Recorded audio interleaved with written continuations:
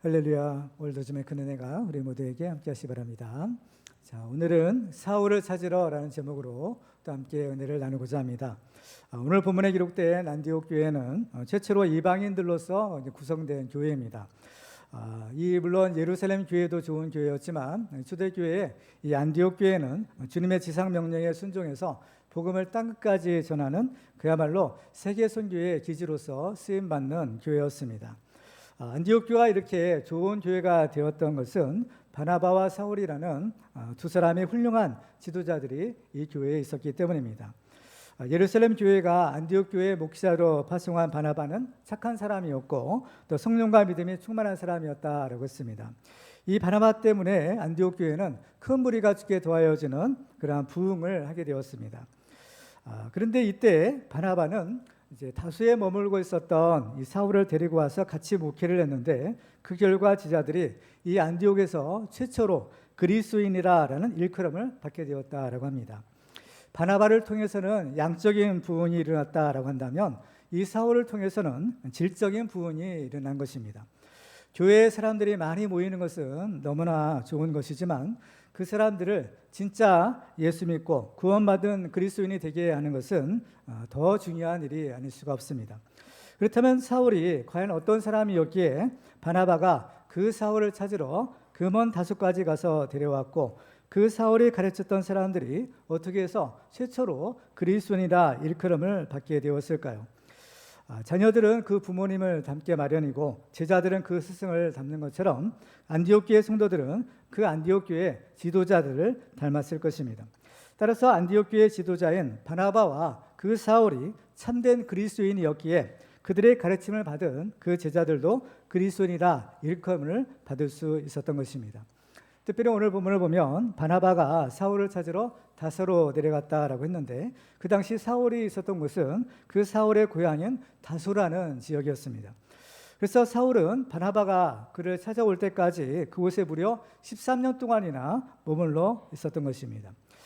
바울의 인생에서 다소에서의 13년이라는 기간은 우리에게는 잘 알려지지 않는 것이지만 바울의 사역에 있어서는 반드시 없어서는 안 된 꼭 필요한 기간이었던 것입니다. 그러면 사울은 그 다소에서 과연 무엇을 하고 있었을까요? 사울에게 있어서 다소는 과연 어떤 의미가 있는 곳일까요? 오늘 우리는 다소에 있는 이 사울을 통해서 참된 그리스도인이 과연 무엇이고 또 우리도 참된 그리스도인이 되는 이런 축복의 주인공 되시기를 주님의 이름으로 축원합니다. 자, 우리는 참된 그리스도인이 되려면 오늘 본문을 통해서 세 가지 사실에 주목하고자 합니다. 첫 번째로는 이 고난의 연단을 받아야 된다라는 것입니다. 사울에게 있어서 이 다소라는 지역은 바로 고난의 연단의 자리였던 것을 보게 됩니다. 바울은 이제 예수를 믿자마자 이 복음에 대한 열정이 대단한 사람이었습니다. 그래서 이 복음을 전하는 일에는 자기의 생명조차 조금도 아끼지 않는다라고 할 정도로 이 복음 전파에 아주 열심히 있었습니다. 그런데 이 바울의 사역은 바로 그 길이 막히게 됩니다. 다메섹에서도 복음을 전했지만 유대인들이 죽이려고 했고 또 예루살렘에 올라가서도 복음을 전했지만 그곳에 있는 유대인들이 또 바울을 죽이려고 했던 것입니다. 그래서 지금 이 바울이 할 수 있는 일은 아무것도 없었던 것입니다. 그래서 바울은 결국 다시 자기의 고향 마을로 돌아올 수밖에 없는 상황이 된 것입니다. 그러면 왜 하나님께서는 그 열심히 있는 바울의 사역을 허락하지 않으시고 바울을 그의 고향으로 다시 돌려보내셨을까요? 그 이유는 하나님께서는 사울을 보실 때 사울은 하나님 일을 하기에 조금 더 준비의 기간이 필요했다는 것을 알았기 때문입니다. 이 갈라디아서를 보면 사울은 부활하신 예수님을 만나고 나서 이제 아라비아로 내려갔다가 3년 만에 다시 다메섹으로 돌아오게 됩니다. 지금으로 치면 3년 과정의 신학대학원 과정을 수료하는 것이다라고 볼 수 있어요. 사울은 이만하면 하나님의 일을 할 때가 되었다라고 생각을 했을 것입니다. 그렇지만 하나님 보시기에는 아직 더 준비하는 기간이 필요했던 것입니다. 특별히 그의 높은 교만한 마음을 낮추기 위해서는 더 연단의 기간이 필요했던 것입니다. 구약성경에 보면 그 애굽에 있었던 모세도 그의 나이 40세가 되었을 때 그 동족을 돌볼 생각이 났다라고 했습니다. 모세도 40년간이나 준비했다면 이제는 이래도 될 때가 되었다라고 생각을 했던 것입니다. 그렇지만은 어떤가요? 모세는 앞으로 40년을 더 광야에서 훈련을 받아야만 했던 것입니다. 하나님은 우리를 사용하기를 원하시는데 특별히 준비된 사람을 사용하시는 것을 보게 됩니다. 따라서 우리가 하나님께 쓰임받기를 원한다면 먼저 충분히 준비가 되어야 됩니다. 충분히 준비가 되지 않으면 사역에 부작용이 생기는 것을 보게 됩니다. 그래서 설익은 과일은 보기에는 그럴듯해도 결국에는 먹을 수 없어서 버려지는 것처럼 준비되지 않으면 사역을 한다 하더라도 결국에는 실패할 수밖에 없게 되는 것입니다. 이스라엘 역사상 그 대표적인 인물이 바로 이스라엘 초대 임금이었던 사울을 들 수가 있습니다. 사울은 이스라엘의 왕이 되는 그 축복을 받았지만 문제는 그가 왕이 될 준비가 되어 있지 않았다라는 것입니다. 사울은 이스라엘 백성들의 고집으로 인해서 억지로 세워졌기 때문에 준비되지 않았고 따라서 왕의 자질을 갖추지 못했던 것입니다. 그 결과 사울은 왕이 되기는 했지만 그 축복이 도리어 저주가 되었던 것입니다. 이에 비해서 다윗은 어려서부터 철저하게 훈련을 받았습니다. 이 훈련이라는 것은 바로 이 고난의 연단을 받은 것입니다. 아무런 잘못도 없이 사울의 시기와 미움을 받아서 이곳저곳으로 도망을 다녀야만 했던 것입니다. 그렇지만 오랜 연단을 통해서 잘 준비되니까 왕이 되었어도 부작용이 없게 됩니다. 그래서 그의 후손에서 장차 메시아가 태어날 축복을 받게 된 것입니다. 오늘 본문에 있는 사울도 분명히 하나님께서 택하신 하나님의 사람이었습니다. 그런데도 하나님께서는 이 사울에게 이 고난의 연단이 필요하다라고 하신 겁니다. 사도행전 9장에 보면 하나님께서 아나니아를 사울에게 보내실 때 이렇게 말씀합니다. 사도행전 9장 15절과 16절을 같이 읽겠습니다. 시작. 주께서 이르시되 가라, 이 사람은 내 이름을 이방인과 임금들과 이스라엘 자손들에게 전하기 위하여 택한 나의 그릇이라. 그가 내 이름을 위하여 얼마나 고난을 받아야 할 것을 내가 그에게 보이리라. 아멘. 이 준비의 기간이라는 것은 고난의 연단을 받는 것을 의미합니다.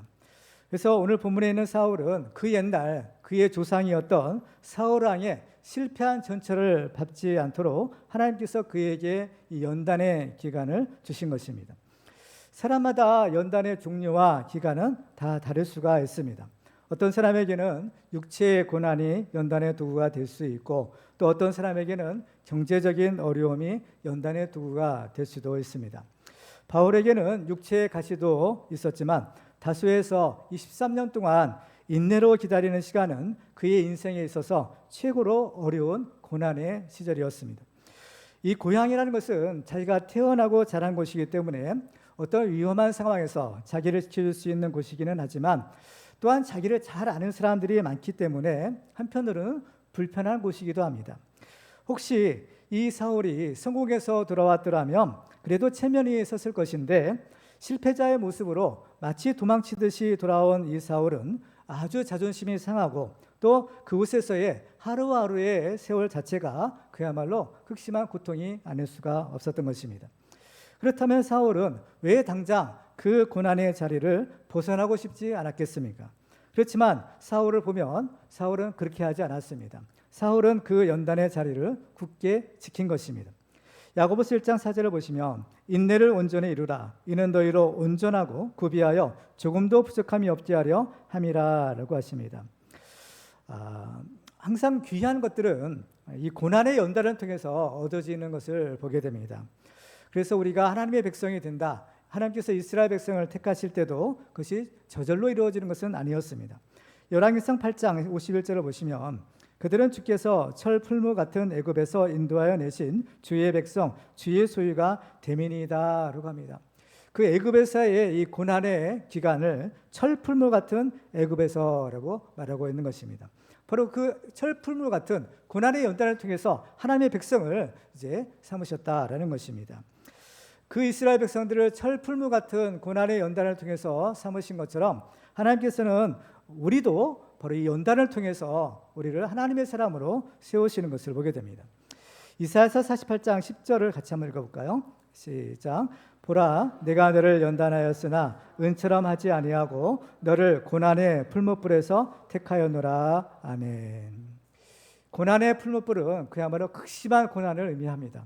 그렇지만은 이 고난의 연단은 또한 유익이 있는 것이, 이것은 우리로 하여금 우리 안에 있는 혹시나 있는 그러한 더러운 것이나 불순물 같은 것들을 다 없애줘서 정말 우리가 이 고난의 연단을 통과하고 나면 정금과 같은 그런 순결한 믿음을 얻게 되는 것입니다.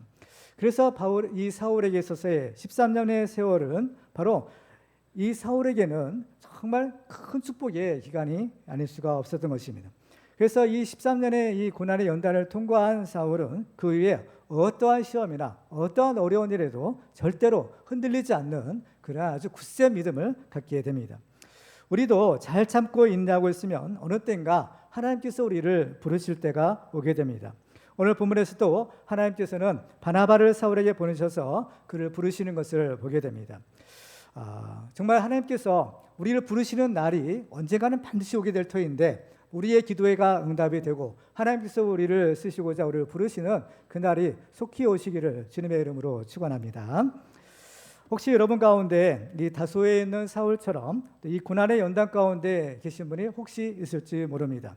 그럴 경우에는 잘 참고 이 고난을 인내하시기 바랍니다. 히브리서 10장 36절에 보시면 너희에게 인내가 필요함은 너희가 하나님의 뜻을 행한 후에 약속하신 것을 받기 위함이라 라고 하십니다. 이렇게 구원받은 모든 크리스찬들에게는 어떤 형태로든지 이러한 어떤 인생의 다소와 같은 것이 있을 수가 있습니다.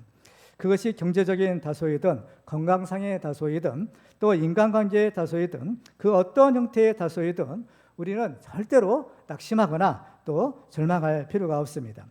오히려 우리에게 우리 인생의 다소를 주신 하나님께 감사하고 기뻐하시기 바랍니다.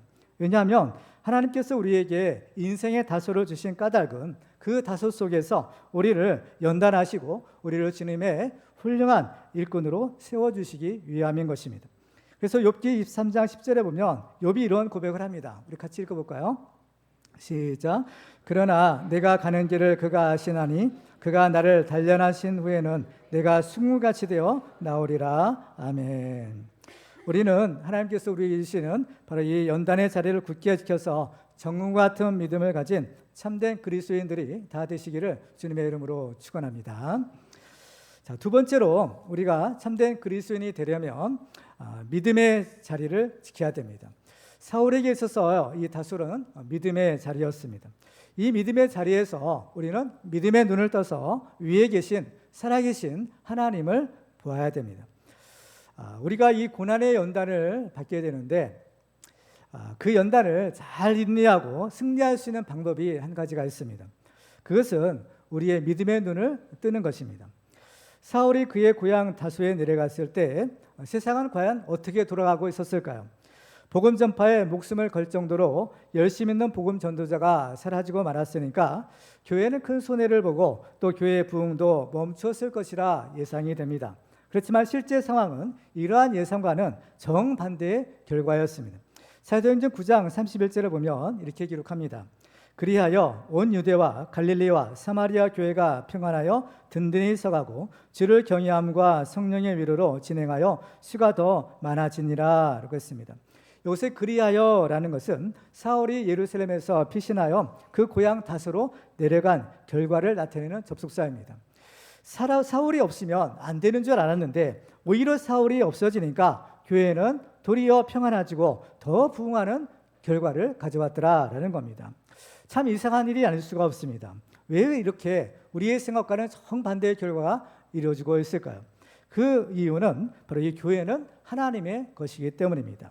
교회는 하나님의 것이기 때문에 사람이 없어도 하나님이 책임을 져주시고 하나님이 그 교회를 이끌어가고 계시는 겁니다. 이 사실을 믿으시기 바랍니다. 성경을 보면 하나님의 생각은 우리 사람의 생각과 다르다고 했습니다. 하나님의 생각은 우리 사람의 생각보다 높다라고 하시죠. 이사야서 55장 9절에 보면 이는 하늘이 땅보다 높음같이 내 길은 너희의 길보다 높으며 내 생각은 너희의 생각보다 높음이니라 라고 합니다. 우리 사람의 생각과 하나님의 생각이 다른 겁니다.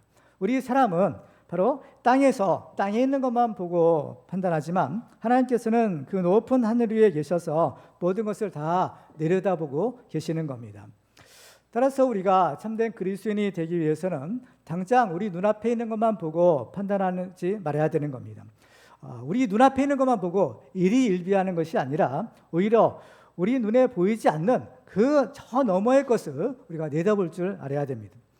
그렇다면 사울은 과연 어떻게 했을까요? 다메섹 도상에서 예수를 만나고 나서 그 사울의 눈이 멀게 됩니다. 그 찬란한 햇빛보다 더 밝은 빛 가운데 예수를 만나고 나니까 그 바울의 눈이 보이지가 않게 되는 겁니다. 그래서 사람들의 손에 이끌려서 다메섹으로 이제 들어갔다라고 성경은 기록해요. 근데 그곳에서 하나님께서 아나니아를 보내셔서 그에게 안수하고 기도할 때 그의 눈에서 비늘 같은 것들이 떨어지고 이제 사울이 다시 보게 되었다라고 성경은 기록하고 있습니다. 그러니까 이 사울을 통해서 볼 때 사울이 예수님을 만나기 전에는 그 눈에 이 비늘 같은 것들이 덮여 있었던 겁니다. 그런데도 사울은 그 사실을 까맣게 모르고 있었던 거예요. 비늘 같은 게 덮여 있었다면 제대로 볼 수가 없는 겁니다. 특별히 정말 우리가 보아야 될 것이 있는데 바로 그것은 이 세상에서의 어떤 눈에 보이는 것들이 아닌 바로 하나님 나라의 영적인 세계를 우리가 봐야 되는 겁니다. 그런데 이 사울의 눈에 비늘 같은 것들이 덮여져 있었다라는 것은 정작 보아야 될 것을 보지 못했다는 것이고 그것은 바로 하나님과 하나님의 나라를 보지 못한 채로 이 땅에 있는 것만 보고 땅에 있는 것만 생각하고 살았다라는 것을 의미하는 것입니다. 그렇지만 하나님의 은혜로 그의 눈에서 이 비늘 같은 것들이 다 떨어지게 되었을 때 그는 비로소 이제 보게 되었습니다. 이 보게 되었다라는 것은 다시 그 시력이 회복되었다라는 것뿐만 아니라 정말 이제 그가 봐야 될 것, 바로 이 영적인 세계의 신뢰한 것들을 볼 수 있게 되었다라는 것을 의미하는 것입니다. 특별히 다시 본다라는 말의 그 원어의 의미가 바로 위를 보다라는 그런 뜻을 가지고 있었다라고 했습니다. 그러니까 이 정말 사울이 봐야 될 것, 또 우리가 봐야 될 것은 바로 이 땅에 있는 것이 아닌 위에 있는 하나님과 하나님의 나라를 봐야 된다라는 것을 의미하는 것입니다. 골로새 3장 1절과 2절을 같이 읽겠습니다. 시작. 그러므로 너희가 그리스도와 함께 다시 살리심을 받았으면 위의 것을 찾으라. 거기는 그리스도께서 하나님 우편에 앉아 계시느니라. 위의 것을 생각하고 땅의 것을 생각하지 말라. 아멘. 우리 예수를 믿는 사람들이 위의 것을 생각하고 또 위에 있는 주님을 바라본다라는 것은 구체적으로 어떤 의미냐 하면 바로 위에 계신 하나님을 바라보며 산다라는 것을 의미합니다. 우리가 그 하늘에 계신 하나님을 바라보며 살면 축복이 있습니다. 무슨 축복이 있냐? 바로 우리가 하나님을 바라보게 되면 그 하나님의 안목, 하나님의 시선으로 또 우리도 세상을 볼 수 있게 된다는 거예요. 우리는 바로 우리 눈앞에 있는 것밖에 보지 못하지만 하나님 어때요? 높은 곳에 계셔서 모든 것을 다 보고 계시는데 바로 그 높은 곳에 계신 그 하나님의 시선으로 또 우리도 세상을 볼 수 있는 이런 축복을 우리에게 주신다라는 겁니다. 그렇죠? 그래서 정말 이 독수리가 하늘을 높이 날면 정말 이 땅에서는 볼 수 없는 먼 곳까지 다 볼 수 있는 것처럼 또 비행기를 타고 높이 올라가면 정말 아주 먼 곳까지 우리가 볼 수 있는 것처럼 바로 우리가 하나님을 바라보게 되면 그 높은 곳에서 그 멀리 우리의 미래까지도 다 내다보시는 하나님의 시선을 우리도 갖고 그 시선으로 그 안목으로 세상과 우리 자신을 바라볼 수 있다라는 사실인 겁니다. 그렇죠? 그렇기 때문에 하나님을 바라보는 사람은 바로 이러한 축복을 받게 되는 겁니다. 하나님의 시선으로 하나님의 안목으로 이제 바라보게 되면 그때서야 우리는 비로소 분별력이 생기게 되는 겁니다. 그리고 이것이 영적인 분별력이고 지혜인데 이 하나님의 시선으로 바라봐야만 무엇이 옳고 그른 것인지 무엇이 참이고 무엇이 그른 것인지를 알 수 있게 되는 것입니다. 사도 바울이 이 13년이라는 오랜 세월을 바로 인내하고 마침내 믿음의 승리를 거둘 수 있었던 까닭도 바로 여기에 있는 것입니다. 사울이 어떤 안목을 가졌느냐? 바로 이 하나님의 안목을 가지고 자기를 바라본 겁니다. 지금 답답하고 아무것도 할 수 없는 그러한 상황이지만 그러나 하나님의 안목으로 자기를 바라보았을 때 바로 이 기간은 잠시 동안에 있을 고난의 연단의 기간이지 바로 사울이 영원히 이 다수에 머물러 있을 것은 아니다라는 것을 알았던 것입니다. 왜냐하면 이 세상 모든 만사는 다 하나님의 계획 아래 하나님의 주권 아래 이루어지고 있기 때문인 것입니다. 만약에 사울이 바로 이 영적인 눈이 떠지지 않고 정말 이 세상의 것들만 눈에 보이는 것들만 바라보고 살았더라면 정말 사울은 이렇게 위대한 사도 바울이 될 수가 없었을 것입니다. 어디를 가든지 사울을 죽이려는 사람들이 있었는데 그 사람들을 보기만 하면 어떨까요? 바로 두려워서 죽을 것 같은 이런 두려움에 아무것도 할 수 없는 겁니다. 또 사울이 지금 13년 동안이나 이 다소에 머물러고 있었는데 과연 이것이 언제 끝날지를 알지를 못하는 거죠. 그렇기 때문에 정말 이 사울은 아마 이러한 답답한 가운데 무슨 일을 저질렀을지도 모르겠는 겁니다. 그렇지만 사울은 믿음의 눈을 떠서 그 위에 계신 하나님을 바라보니까 그 하나님의 시선으로 자기를 바라보고 그 하나님의 시선으로 자기를 바라볼 때 이 지금 다소에서의 이 고난의 연단의 기간은 아무것도 아니구나라는 것을 발견할 수 있게 된 것입니다. 이 우리의 영안이 열리고 또 우리의 믿음의 눈이 떠지고 그렇지 않느냐는 우리의 삶에 있어서 아주 많은 결정적인 차이를 가져오게 됩니다. 구약 성경에 보면 아람 군대가 엘리사를 잡으려고 엘리사가 있는 도단성을 겹겹이 포위한 일이 있었습니다. 엘리사의 종이 아침에 일어나 그 아람 군대를 바라보았을 때 그는 두려움에 빠졌습니다. 그렇지만 엘리사는 두려워하지 말라라고 말합니다. 왜냐하면 우리와 함께한 자가 저들과 함께한 자보다 많다라고 말합니다. 그래서 열왕기하 6장 17절에 보면 이렇게 기록하죠. 기도하여 이르되 여호와여 원하건대 그의 눈을 열어서 보게 하옵소서 하니 여호와께서 그 청년의 눈을 여심해 그가 보니 불말과 불병거가 산에 가득하여 엘리사를 둘렀더라. 엘리사가 두려워하지 않았던 이유가 바로 여기에 있었던 겁니다. 엘리사는 보았던 거예요. 바로 하나님이 보내신 그 천군 천사가 자기를 탁 호위하고 있는 것을 보았을 때 아무리 많은 아람 군대 그 숫자는 아무런 의미가 없었던 것입니다. 이것이 영적인 눈이 떠져서 하나님을 바라보는 사람과 그렇지 않는 사람의 차이인 것입니다. 여러분은 어떻습니까? 여러분의 믿음이 떠서 그렇죠? 하나님을 바라보고 계신가요? 하나님을 바라보시기 바랍니다. 하나님의 시선으로 여러분을 바라보시고 여러분의 삶을 바라보시기 바랍니다. 그렇다면 아무것도 두려워할 것도 없고 아무것도 염려할 것도 없는 것입니다. 사울도 이 믿음의 눈을 떠서 보니까 이 고난의 연단의 기간은 지금 당장은 고통스러운 어려운 일이지만 결국에는 이것이 하나님께서 자기를 믿음의 용사로 세워주시기 위한 하나님의 계획에 있었다라는 것을 알게 됩니다. 그래서 사울은 이 로마서 8장 11절에서 이런 고백을 합니다. 17절과 18절 같이 한번 읽어볼까요? 시작. 자녀이면 또한 상속자 곧 하나님의 상속자요 그리스도와 함께한 상속자니 우리가 그와 함께 영광을 받기 위하여 고난도 함께 받아야 할 것이니라. 생각하건대 현재의 고난은 장차 우리에게 나타날 영광과 비교할 수 없도다. 아멘. 그렇습니다.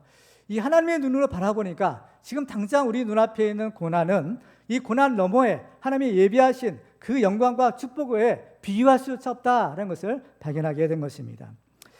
사울은 이후에도 수많은 고난을 당하게 됩니다. 그렇지만 사울은 그 고난을 매번 이겨내는데 그 이유는 고난 자체만을 바라보지 않고 그 고난 너머에 하나님의 예비하신 하나님의 영광과 축복을 바라보았기 때문입니다.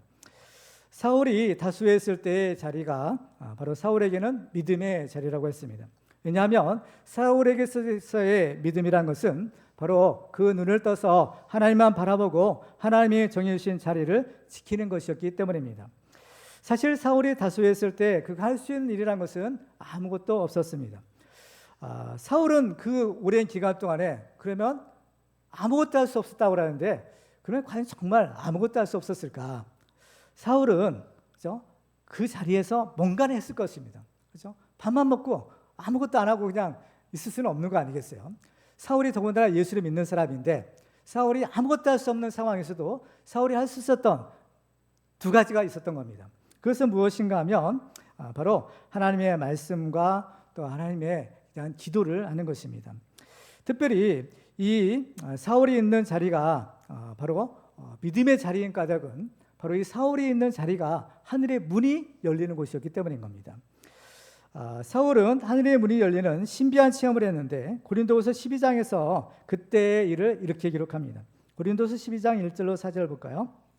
제가 읽겠습니다. 무익하나마 내가 부득불 자랑하노니 주의 환상과 계시를 말하리라. 내가 그리스도 안에 있는 한 사람을 아노니 그는 14년 전에 셋째 하늘에 이끌려 간 자라. 그가 몸 안에 있었는지 몸 밖에 있었는지 나는 모르거니와 하나님은 아시느니라. 내가 이런 사람을 아노니 그가 몸 안에 있었는지 몸 밖에 있었는지 나는 모르거니와 하나님은 아시느니라. 그가 낙원으로 이끌려가서 말로 표현할 수 없는 말을 들었으니 사람이 가히 이르지 못할 만이로다 합니다. 바로 이 하늘이 열린 거예요. 그래서 사울은 어때요? 그 하늘에 이끌려갔다고 했죠. 바로 삼층천이라는 그 하늘에 이끌려가서 정말 이 하나님 나라의 그 비밀을 다 보고 알게 되었더라라는 것입니다. 그러면 사울이 이러한 신비한 체험을 하게 된 때가 언제였을까요?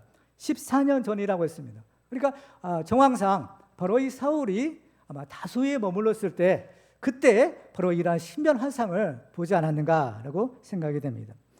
혹시 여러분 가운데서 사울이 다소에 있었던 것 같은 그러한 상황에 있는 분이 계십니까? 사방이 막혀 있고 아무도 자기를 도와줄 수 없는 절망적인 상황에 있는 분이 혹시 계십니까? 바로 그때가 하늘의 문이 열리고 바로 하나님을 만나실 때입니다. 사울이 고향 다소에 있을 때 했던 일이 있었다고 했습니다. 다른 일들은 못했지만 사울이 했던 두 가지 일은 바로 하나님의 말씀을 연구하는 것과 하나님께 기도하는 것이었습니다. 왜냐하면 사울은 어때요? 바울이라고 하죠. 사도 바울이었기 때문입니다. 성경을 보면 예루살렘 교회에 그 초대교회 당시에 사도들이 했던 두 가지가 있었다고 했죠. 바로 초대교회 7 집사들을 세울 때 보면 베드로는 우리는 오로지 기도하는 일과 말씀 사역에 힘쓰리라 라고 했습니다. 그러니까 역시 이 사울도 바로 그 다소에서 다른 일은 못해도 하나님의 말씀 연구하는 것과 기도하는 이 두 가지를 집중적으로 했을 것입니다. 그래서 이 사울이 하나님께 기도할 때 어때요? 하늘이 열리게 되는 겁니다. 예레미야 33장 3절에 보면 이렇게 말씀합니다. 같이 읽어볼까요? 시작. 너는 내게 부르짖으라. 내가 내게 응답하겠고 내가 알지 못하는 크고 은밀한 일을 내게 보이리라. 아멘.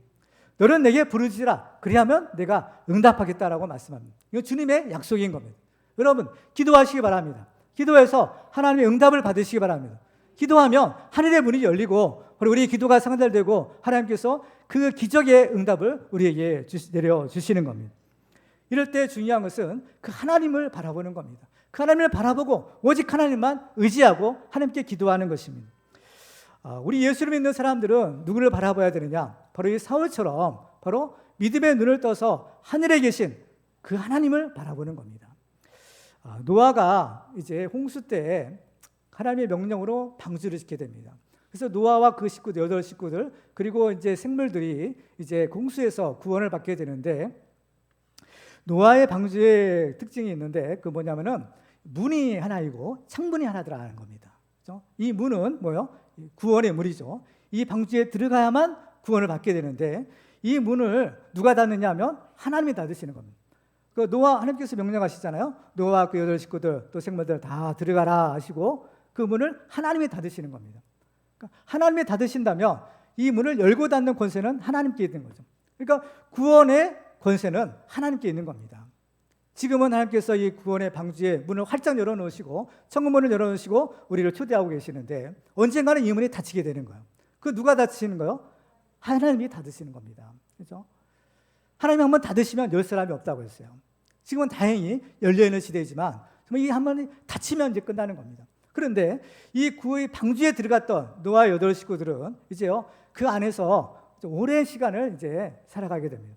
물론 죽지는 않았지만 홍수 가운데 멸망은 당하지 않았지만 살아있지만 그 방주 안에 있어야만 되는 것이 그들이 구원의 조건인 겁니다. 그런데 그 방주 안에 있다라는 것은 쉬운 일이 아닌 것입니다.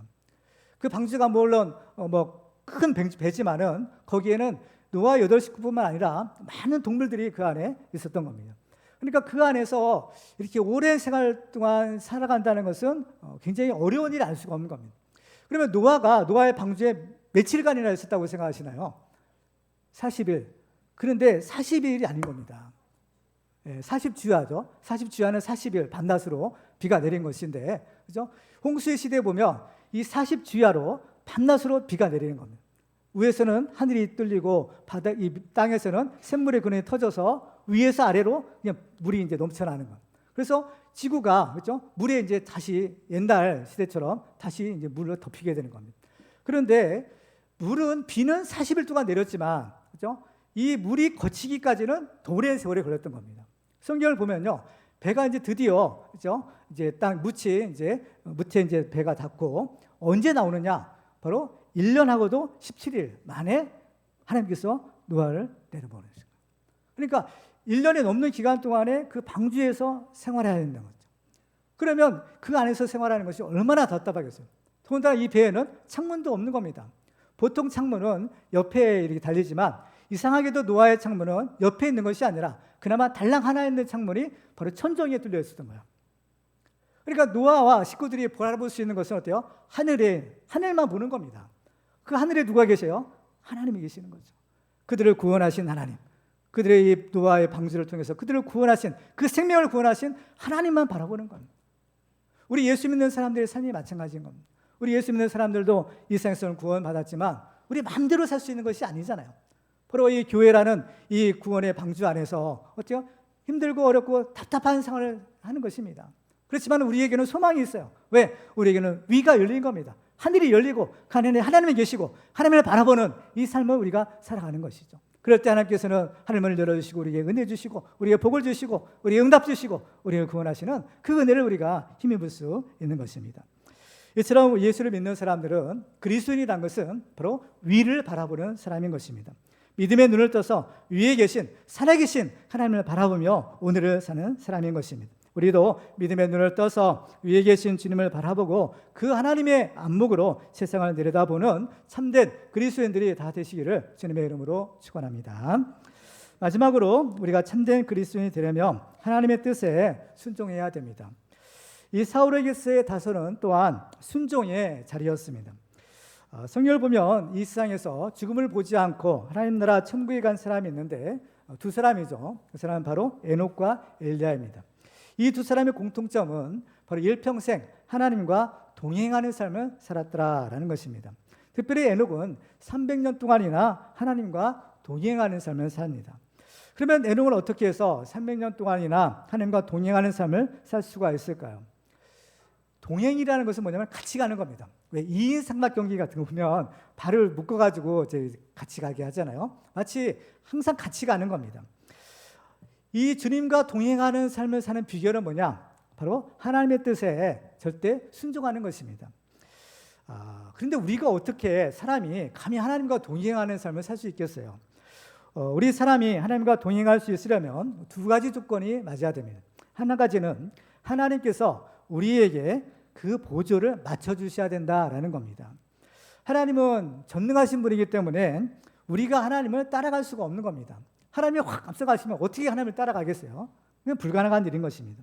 그렇기 때문에 하나님께서는 우리와 동행하시기 위해서 우리의 보조에 자신의 보조를 맞추어 주시고 우리의 눈높이에 자신의 눈높이를 맞추어 주시는 겁니다. 그럴 때 우리는 비로소 하나님과 동행할 수가 있는 겁니다. 하나님께서 낮춰주시는 거예요. 우리의 수준으로 낮춰주셔야만 우리가 주님과 동행할 수 있는 거죠. 그리고 또 한 가지는 바로 우리가 이 하나님의 뜻에 순종해야 된다라는 것입니다. 하나님은 우리의 선한 목자가 되셔서 우리를 인도하고 계시는 것을 보게 됩니다. 우리는 눈앞에 있는 것만 볼 수 없고 먼 곳에는 바라볼 수 없지만 바로 높은 곳에 계신 하나님은 우리의 선한 목자가 되셔서 멀리 다 내다보시고 우리의 미래까지도 다 내다보시기 때문에 우리는 하나님이 인도하시는 대로만 가면 되는 겁니다. 만일 우리가 고집을 부리고 내가 가고 싶은 길만 가겠다고 한다면 절대로 하나님과 동행할 수 없는 것입니다. 따라서 이 에녹이 하나님과 동행했다라는 것은 그가 매사에 하나님의 뜻에 순종했다라는 것을 의미하는 것입니다. 이 하나님의 뜻에 순종하는 것은 이 구원받은 우리 하나님의 백성들이 갖춰야 될 가장 필수적이고도 가장 중요한 덕목입니다. 우리가 하나님을 믿는다는 것, 하나님의 백성이 된다는 것은 무엇을 의미하느냐? 하나님의 말씀에, 하나님의 뜻에 순종한다는 것을 의미하는 겁니다.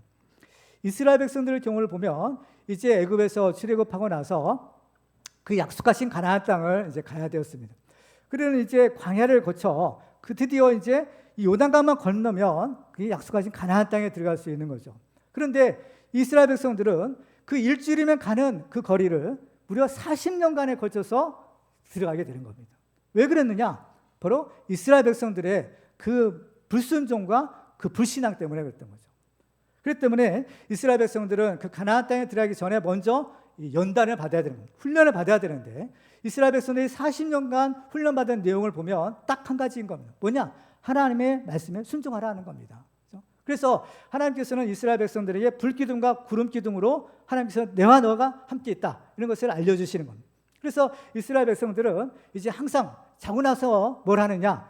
바로 이 구름 기둥을 쳐다보는 겁니다. 구름 기둥을 쳐다봐서 구름 기둥이 좀 이제 움직일 조짐이 보이면 이제 금방 이제 자기 텐트를 이제 걷는 겁니다. 그렇죠? 옛날에 이제 이 텐트 생활했기 때문에 그 장박을 걷어야 되는 거예요. 왜? 구름 따라가야 되기 때문인 겁니다. 그 광야에서 이 구름의 그늘이 없으면 살 수가 없어요. 타 죽는 겁니다. 그렇기 때문에 어쩔 수 없이 이스라엘 백성은 구름이 있는 곳으로만 가야 되는 거예요. 그래서 구름이 떠오르는 곳이면 이제 다 이제 이동할 준비를 하고 구름이 어디로 가든지 구름만 따라가는 겁니다. 이것이 40년간 이스라엘 백성들이 받았던 연단이었던 거예요. 훈련인 겁니다. 이게 뭐예요? 이 사람들은 구름이 어디로 가는지 모르는 겁니다. 어디로 가는지 어디로 인도하는지는 알 수 없어요. 그러나 다만 구름이 가는 대로만 가면 되는 겁니다. 마찬가지인 거예요. 우리들도 일생에 살아가는 동안에 주님께서 우리를 어느 길로 어디로 인도하시는 걸 알 수 없는 겁니다. 그렇지만 중요한 것은 주님의 인도하심만 따라서 순종하고 따라가기만 하면 바로 그것이 살 길이요, 그것이 축복의 길이다라는 사실을 알 수 있는 것입니다. 우리들도 에녹처럼 하나님의 뜻에 순종함으로 늘 하나님과 동의하는 그런 참된 그리스도인들이 되시기를 주님의 이름으로 축원합니다. 그런데 오늘 여기서 이것은 우리가 이제 이미 알았던 사실이고, 이 사울을 통해서 한 가지 우리가 더 알 수 있는 사실이 있습니다. 그건 뭐냐면은 우리가 하나님의 뜻에 순종해야 된다라고 했을 때 이 하나님의 뜻에는 크게 두 가지 뜻이 있는 거예요. 하나는 뭐냐? 하나님의 말씀의 뜻이 있고, 또 하나는 우리에게 주어진 상황의 환경의 뜻이 있더라라는 것입니다. 우리가 하나님의 말씀에 순종해야 된다는 것은 더 말할 것도 없지만, 중요한 것은 이 우리가 하나님의 뜻에 순종해야 되는 대상에는 바로 하나님께서 우리에게 허락하신 그 상황에 대한 순종도 포함이 된다라는 겁니다. 바울이 다메섹 도성에서 부활하신 예수님을 만난 이후에 바울의 삶은 많은 고난의 연속이었습니다. 그렇지만 바울의 모습을 보면 그는 어떠한 상황에서도 그 고난을 절대로 피하지 않았더라라는 겁니다. 심지어 예루살렘에 올라갈 때도 예언을 통해서 거기 많은 환난과 결박이 기다리고 있다라는 사실을 알았음에도 내가 이 은혜의 복음을 전하는 일에는 내 생명도 아깝지 않다라고 하면서 그 고난의 길을 굳이 갔던 겁니다. 그렇죠? 바울은 그에게 주어지는 상황, 그에게 주어진 환경, 이것을 외면하거나 도피하지 않고 오히려 그 환경을, 그 상황을 받아들이는 겁니다. 믿음으로 받아들이고, 하나님께서 나에게 이러한 상황을, 이러한 조건을, 이러한 환경을 허락하셨더라면 여기에는 분명히 하나님의 선하신 뜻이 있었겠구나, 이 사실을 믿고 그 고난의 길을 갔던 것입니다. 왜 바울이 이러한 굳이 그 고난의 길을, 그 어려운 길을 가야만 했을까? 어떻게 하면 바울이 그 고난의 길을 갈 수 있었을까? 그 이유가 있는 겁니다. 그것은 바로 이 사울이 다메섹 도상에서 부활하신 예수님을 만났기 때문인 겁니다. 이것이 결정적인 이유예요. 바로 그 예수가 바로 하나님의 아들이요, 우리를 구원하시는 구세주이다라는 사실을 알았고, 이 예수야말로 우리를 죄에서, 죽음에서 구원하실 우리의 구세주라는 사실을 알았기에 바울은 이제 그 예수 만난 이후에는 어떤 길을 가든지 그 길이 주님께서 허락하신 길이라면, 그 길이 주님께서 명령하신 길이라면 죽음조차 두려워하지 않고 모든 고난을 다 극복하고 갈 수 있었다라는 것입니다. 특별히 이제 부활하신 예수님을 만난 이 사울은 주님이 항상 자기와 함께 하신다는 사실을 알았던 거예요. 비록 이 어려운 형통한 길뿐만 아니라 어려운 고난의 길을 갈 때도 거기에도 주님이 나와 함께 하신다, 거기에도 주님이 나를 도와주신다, 이 사실을 믿었던 것입니다. 그래서 주님이 나와 함께 하신다면 내 인생, 내 생명, 내 목숨 주님이 책임져 주신다, 이러한 믿음을 가졌던 것입니다. 로마서 8장 28절에 보면 바울의 유명한 고백이 있습니다. 같이 한번 읽어볼까요? 시작. 우리가 알거니와 하나님을 사랑하는 자, 곧 그의 뜻대로 부르심을 입은 자들에게는 모든 것이 합력하여 선을 이루느니라. 아멘. 이 사실을 믿으시기 바랍니다. 하나님 우리를 사랑하시고 또 우리에게 일어나는 모든 일들, 우리가 원하는 일들은 또 원치 않는 일들은 그 모든 것들은 하나님이 합력하여 선을 이루시는 도구로 삼으시고 합력하여 우리에게 복을 주시는 것입니다. 우리의 상황이 지금 현재의 상황이 우리의 마음에 들지 않는다 할지라도 그것은 우리가 하나님이 인도하시는 하나의 과정일 뿐인 겁니다. 그렇죠? 우리가 하나님 나라 천국으로 가는 우리 순례의 길을 걷고 있잖아요. 근데 순례의 길에는요, 항상 좋은 길만 있는 것이 아니라 때로는 어려운 길도 있는 것입니다. 시편 23편에 보면 여호와는 나의 목자시니라고 시편 기자는 이런 고백을 하고 있잖아요. 여호와는 나의 목자시니 내가 부족함이 없으리로다 하십니다. 그러면서 그가 나를 푸른 초장에 누이시고 쉴만한 물가로 인도하시는도다라고 합니다. 하나님이 목자가 되시면 어때요? 우리가 가는 길은 어느 길이든지 형통한 길이고 축복의 길인 겁니다. 푸른 초장, 쉴만한 물가 인도하신다는 것. 그런데 이런 푸른 초장 또 쉴만한 물가만 형통한 길이 아니라 어렵고 힘든 길도 형통한 길이라는 거예요. 왜? 주님이 함께 하시기 때문인 겁니다. 시편 23편 4절을 보시면 이렇게 기록합니다. 같이 읽어볼까요? 시작. 내가 사망의 음침한 골짜기로 다닐지라도 해를 두려워하지 않을 것은 주께서 나와 함께 하심이라. 주의 지팡이와 막대기가 나를 안위하시나이다. 아멘. 사망의 음침한 골짜기로 다닐 때가 있다는 겁니다. 왜? 이 길을 통과하지 않으면 하나님 나라에 갈 수가 없기 때문인 거예요. 그런데 형통한 길이든 어려운 길이든 하나님이 함께 하시면 다 이것은 형통한 길이 되는 겁니다. 십자가의 길, 이 고난의 가시밭길도 주님이 함께 하시면 형통한 길이 될 수 있는 것이죠.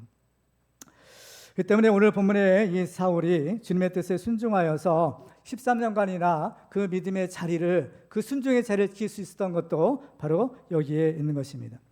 정말 한번 상상을 해보세요. 전도양양한 젊은이가 고향에 내려와서 할 일도 없이 무려 13년간 동안이나 있었다라는 것은 정말 그에게 고통스러운 일이 아닐 수 없을 것입니다. 사울은 이때가 아마 이 사망의 음침한 골짜기를 통과하는 것 같은 기간이었을 수 있습니다. 우리가 이제 그 젊은이들도 이제 대학교 졸업하면 이제 취직을 했잖아요. 그런데 취직하기가 그렇게 쉽나요? 그런데 일하고는 싶어도 일자리가 없어서 실업자가 된 사람들이 참 많이 있는 겁니다. 그래서 놀고 있는 사람들이 참 많이 있는데, 그죠? 이 사울도 일하고는 싶은데, 하나님이 일을 하고 싶은데, 하나님께서는 사울을 이 다소의 이 고향에 꼭 눌러놓고 계시는 겁니다. 야, 너 어디 가지 마. 여기 그냥 있어. 답답한 일이 아닐 수가 없는 겁니다. 그렇지만 사울은 절대로 낙심하지 않는 겁니다. 아무리 그리고 이것은요, 다른 사람이 보기에도, 자기가 자기를 볼 때에도 절대로 자기를 비하하지 않았어요. 나는 왜 이 모양인가? 내가 정말 하나님 일을 해야 될 사람인데 나는 왜 이 모양 이 꼴이냐? 자기를 비하하지 않았던 거예요. 왜?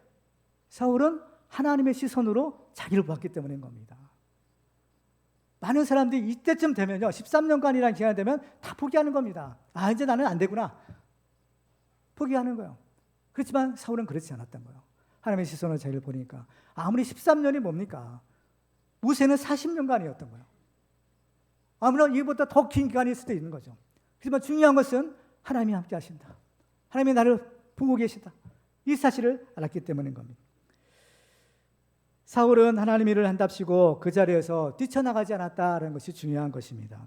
만약 그랬더라면 어땠을까요? 사울은 인간적인 열심을 가지고 나름대로 열심히 복음을 전했겠지만 중요한 것은 하나님이 그와 함께 할 수 없는 겁니다. 그 어떤 사역의 열매도 선한 열매를 맺을 수가 없는 것이죠.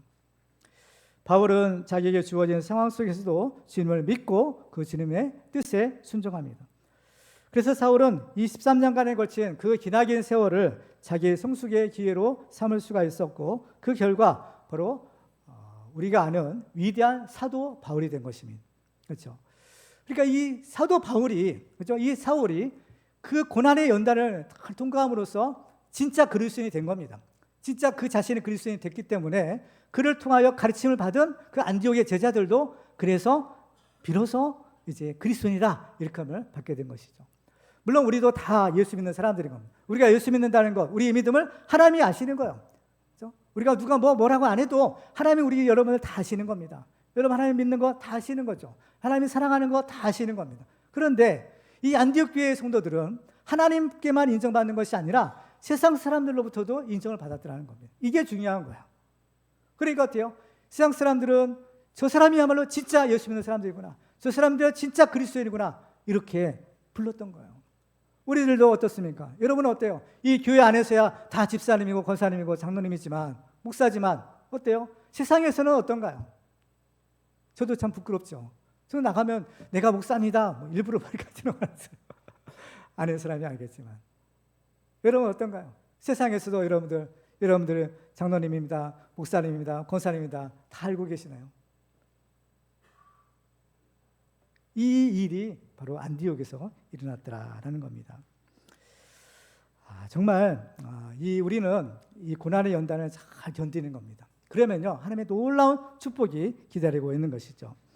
시편 기자도 이 사망의 음침한 골짜기를 통과하니까 놀라운 하나님의 축복이 기다리고 있었던 것을 보게 됩니다. 시편 23편 5절에 보면 주께서 내 원수의 목전에서 내게 상을 차려주시고 기름을 내 머리에 부르셨으니 내 잔이 넘치나이다. 시편 기자는 이 모든 것을 다 겪고서 중요한 사실을 깨닫고 계시네요. 뭐냐면 마지막 6절 말씀이에요. 같이 한번 읽어볼까요? 시작. 내 평생의 선하심과 인자하심이 반드시 나를 따르리니 내가 여호와의 집에 영원히 살리로다. 아멘. 그렇습니다.